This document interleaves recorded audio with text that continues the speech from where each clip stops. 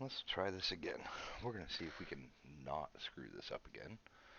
Um, we're going to talk about the Ascent Combat Framework and AI. But first, before we start that, I'm actually going to do two videos. This first video is going to be an overview of AI architecture in Unreal, and what it means, and then the next video will show how it works in ACF more importantly. So we're going to start by a picture I made. It's extremely terrible.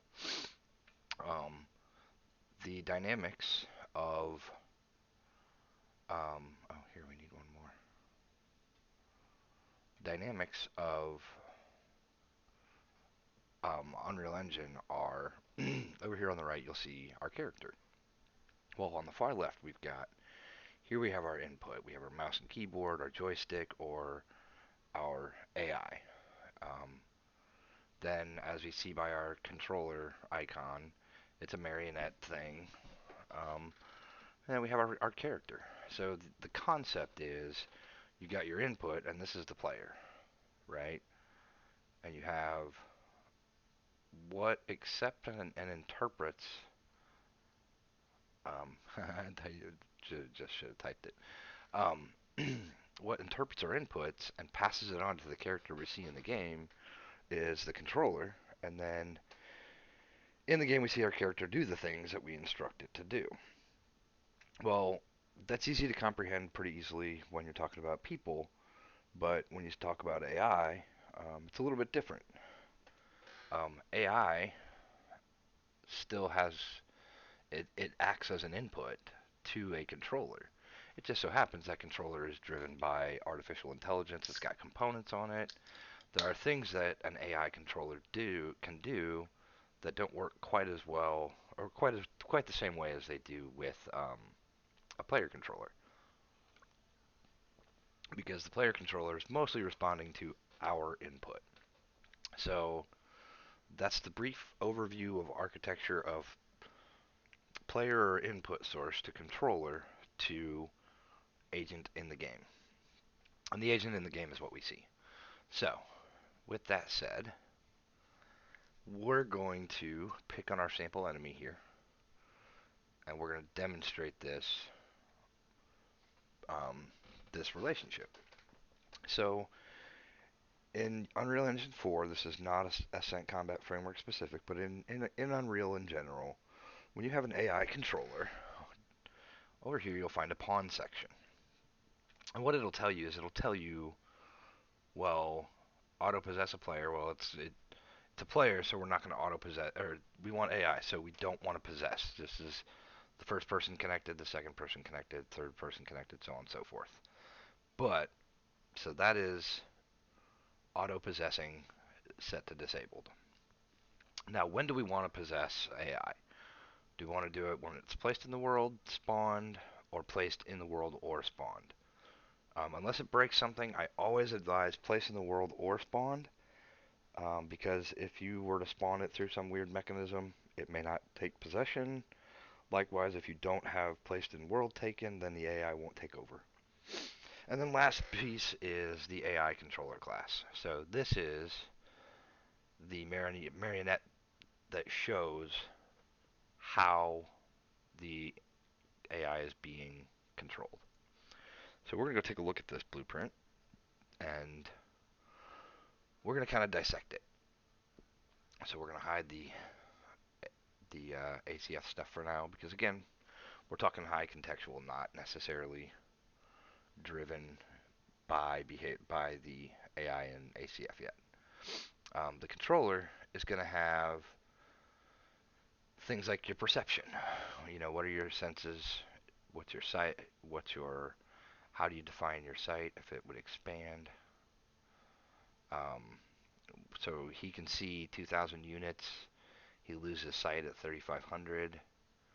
Um, Hearing and damage sensing. That's all part of the perception component.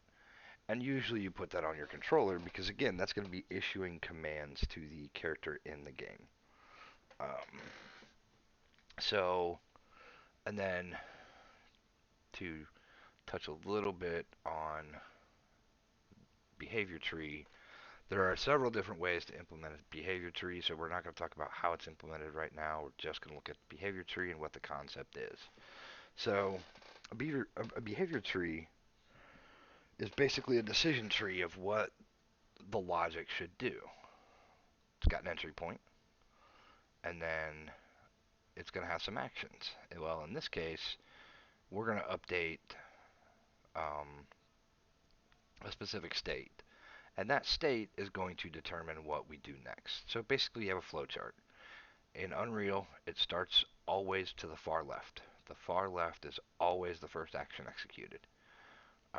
So that's where we see it's it's going to wait and see if it has any pending commands, and if so, it's going to either execute them, then wait for a second for a undetermined amount of time, and then reset the command and move on. So you've got in battle, patrol, follow lead, or wait as all of your um, root level actions after it's updated what's going on. And then, of course, you can go into in battle, and again, it's going to start from the far left. It's going to say, hey, is there a cooldown? Okay, now, do we have anything that needs to be done based on a condition? No? Okay, so can we melee attack? And so on and so forth. So that's the structure of a fairly complex, but not at the same time, AI behavior. So um, it can get values from what are called a blackboard. That is this right here, this icon. And it just becomes variables that you can set as you. So these are variables that you can manipulate to help drive the decisions of the decision tree. Um, you know, let's see if I can find a real quick one. Move near. Nope. Move to target location. So blackboard key target location. What is target location? Well, it's a transfer. It's a vector. So that's just an example of how we can take a piece of data, assign it to the blackboard, and have the AI respond accordingly. So that is my 10,000 foot view of AI in Unreal. Um,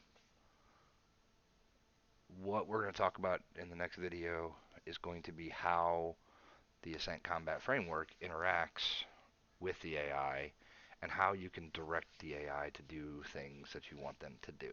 So I'm going to end the stream here just to have a clean video cut off. If you have any questions, feel free to stop by the Discord of ACF. I'm in there quite frequently. I'll answer what I can.